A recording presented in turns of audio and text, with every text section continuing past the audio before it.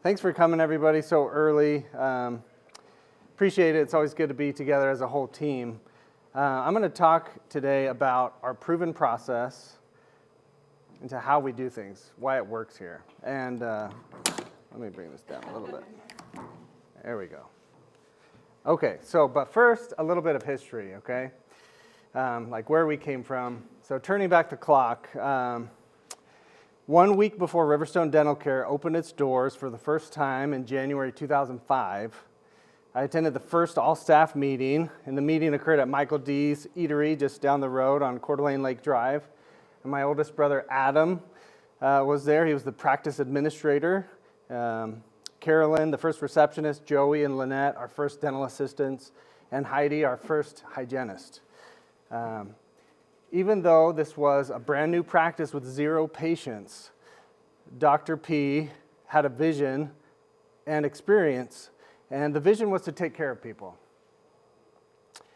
to offer affordable cleanings and preventive care. So day one dentist, 5 full-time staff, 0 patients.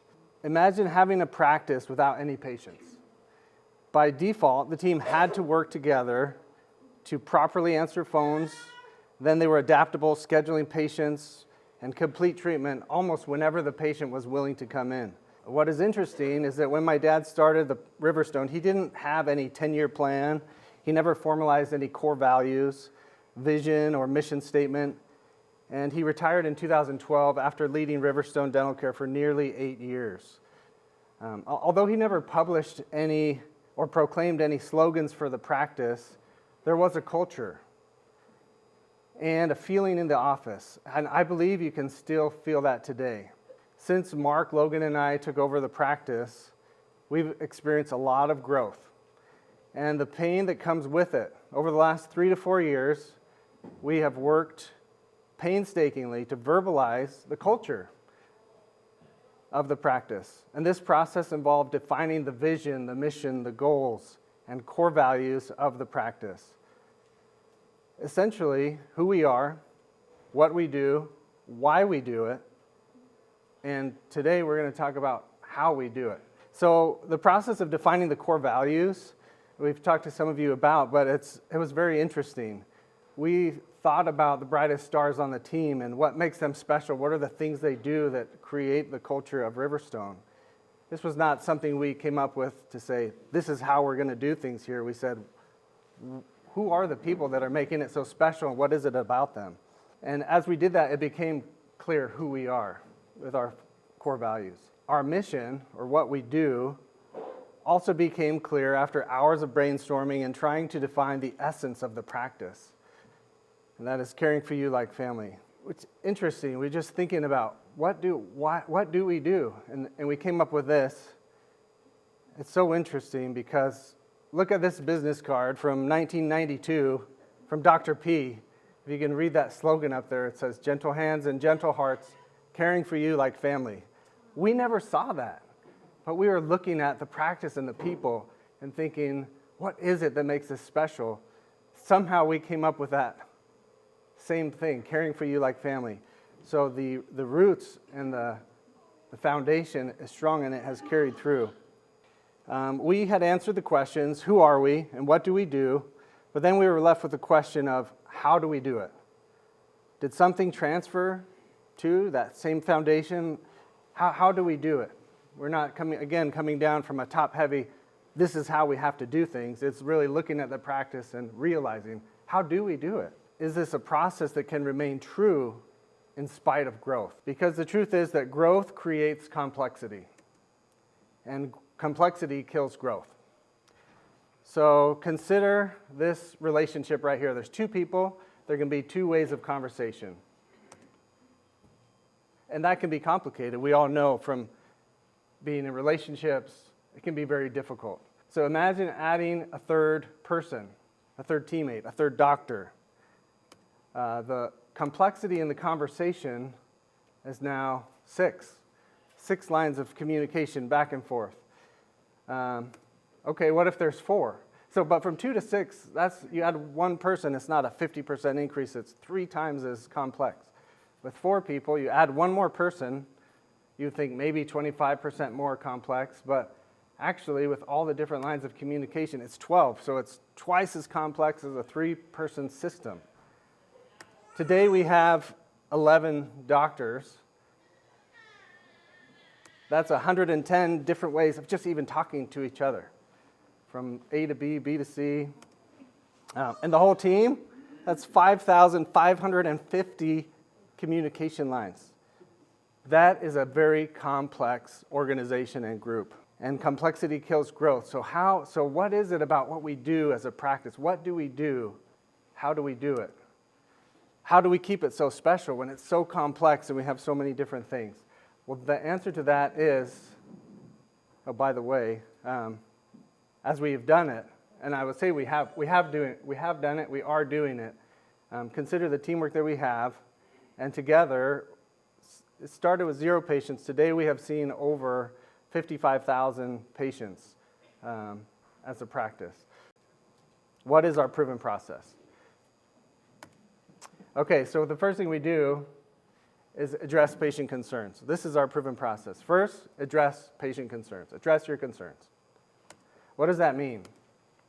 If a patient calls and they say, oh, hi, Carol, I just want a cleaning. Carol has to know what to tell them, and she has to know that we have her back.